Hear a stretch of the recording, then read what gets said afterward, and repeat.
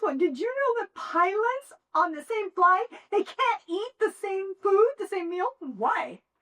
Because what if they got food poisoning? Then there would be no more. Oh, yeah, I get it. That's really smart. Totally Okay. Oh, here I got one. Okay. In what country are 60% of the lakes on Earth located? Michigan. No, that's a state. That's it. But you're close geographically. Okay. It's Canada. Oh. Yeah.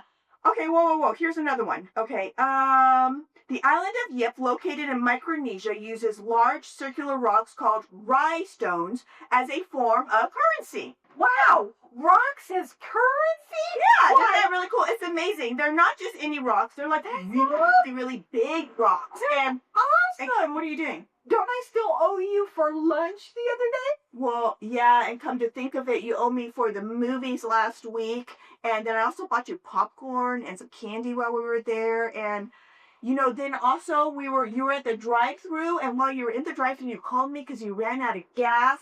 So you do owe me money for that. It's weird. What are you doing, Kim? What? Kim?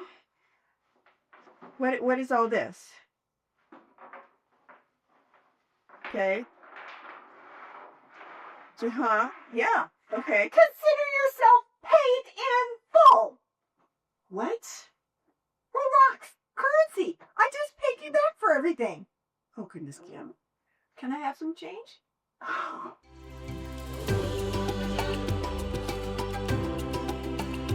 Hi, everyone. I'm Cassandra. And I'm Kim, and welcome to Central Kids TV. And this series is all about being on the move, braving the unknown with God. And have I got a surprise for you? For me? Yes. Okay. Wait. I'll be right back. Oh, well, where would I go, Kim? That's weird. All right. I'm waiting. Like, are you ready? Absolutely not. No. Okay, it's going to be okay. All right? You're just going to trust me, all right? Trust you, Kim. Yes, close your eyes. Why do I need to close my eyes? Cassandra, come on, just trust me. Close your eyes. This is not a good idea. Okay. This is not a good idea. Yeah. Are you ready? Okay. Keep your eyes closed. Okay. Oh. All right. Okay, keep them closed. They're closed. All right. Open them. Okay. Oh, gosh. Why would you do that? Well, the series is all about being brave and facing your fears. And that has to do with the toy scorpion and scaring me like hell. Well, you don't have to be afraid of scorpions. No. Maybe. No, you always should be afraid of a scorpion. Stay far away and get an adult. But definitely do not call me. Maybe another adult. Like get a hold of Kim. Call Yeah. No, kids, don't call me to help with the scorpion either. Wait. I've been stung with them, remember? Wait, you're afraid of them too? Yes, when you've been stung 3 times. Oh my gosh. It's time for The story Before the story. The story before the story.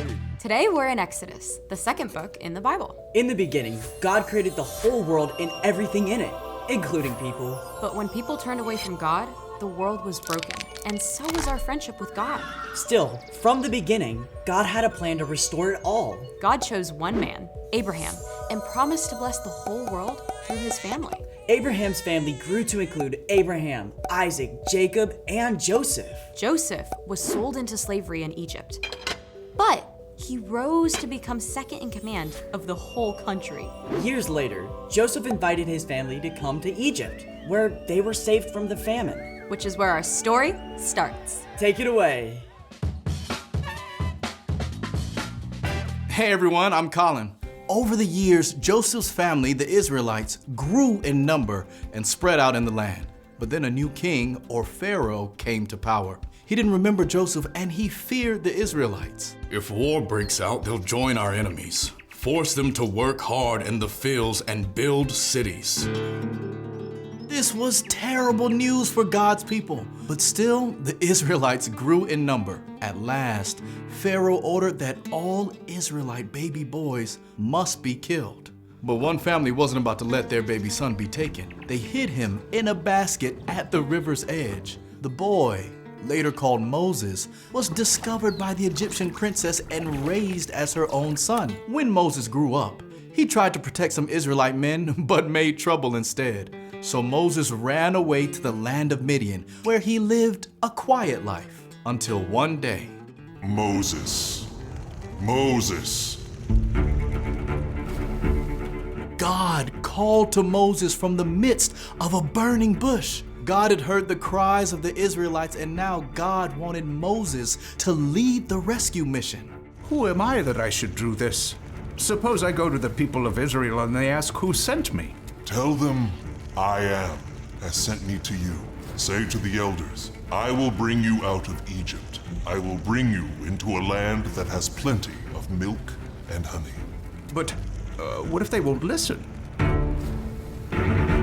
God gave Moses 3 signs to show the Israelites, but Moses was still filled with fear. He still didn't feel ready. Lord, I've never been a good speaker. I will teach you what to say. Please send someone else to do it. What about your brother Aaron?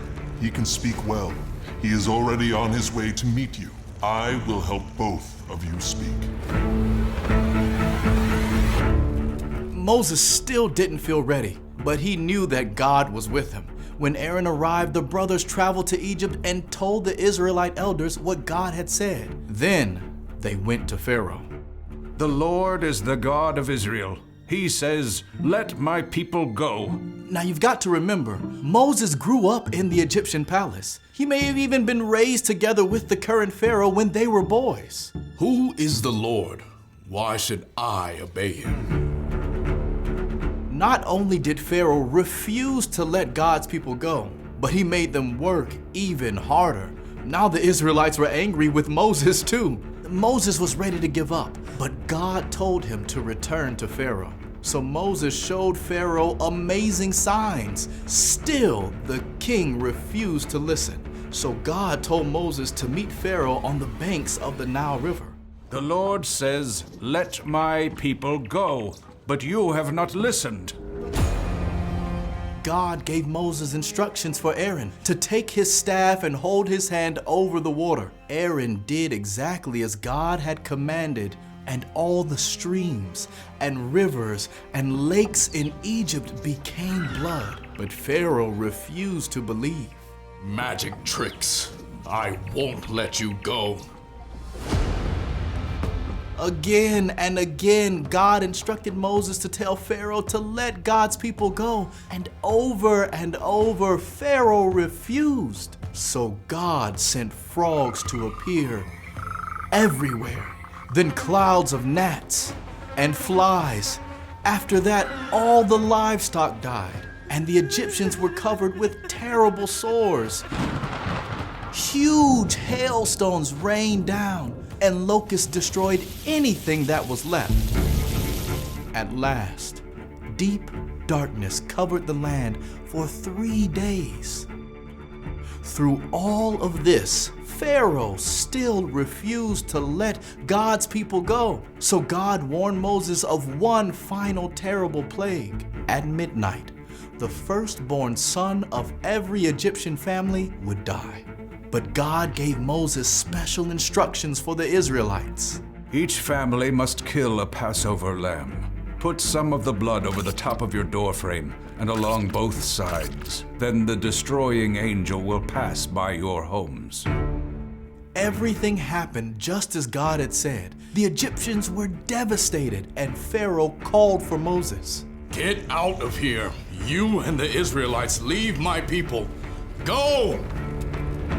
In the middle of the night, the Israelite families, more than 1 million people, packed up and left. God went ahead of the people, leading them through the desert in a pillar of cloud by day and a pillar of flame at night. But they weren't free yet.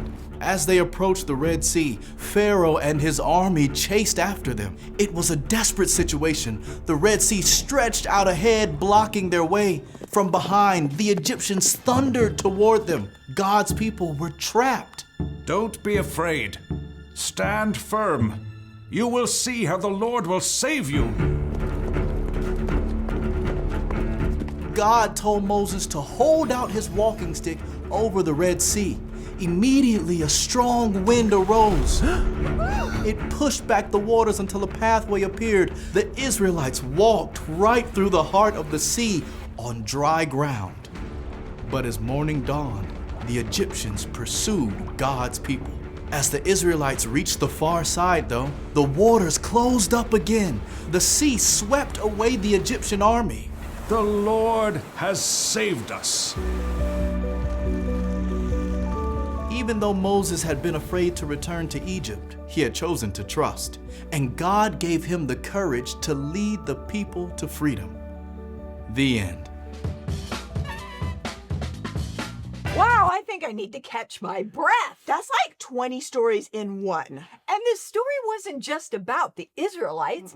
It's a picture of all of us, you and me today, who follow Jesus. Yeah, the Israelites created a yearly tradition of remembering and celebrating the Passover. Like remembering when they had to place the blood, like of the Passover lamb, they had to put it over the doors so they could be saved from that final plague in Egypt. And the Passover became a perfect picture of what Jesus would do for us hundreds of years later. When Jesus came and gave his life to save the world, he became the ultimate Passover lamb for us so that we could be saved and live with God forever. The story of Jesus is all over the Bible, even before he was born, like in the time of Moses. Moses was seriously a hero. Yeah, he trusted God even when he was afraid. He didn't feel ready to face Pharaoh or lead the Israelites to freedom, but God was with him and gave him courage. He did incredible things even though he didn't feel qualified. Exactly. And that can be true for us today. When God calls you to do certain things, you might not feel like, well, talented enough Or, old enough. or prepared enough. But when you choose to believe in Jesus, God can help give you courage through the Holy Spirit. Our big idea today is God can give you courage when you don't feel ready. Like when you have to face a great big bug. Ugh. Or a snake in the yard. Or a monsoon comes and the electricity goes out and you're sitting all alone in the dark. Or when you have to give a speech in front of tens of people. Or eat something new. Or climb a ladder. Okay, breathe. God can give you courage when you don't feel ready. God can give me courage when I don't feel ready. Great. Bye, everyone. We'll see you next time on Central Kids TV. I feel so much better.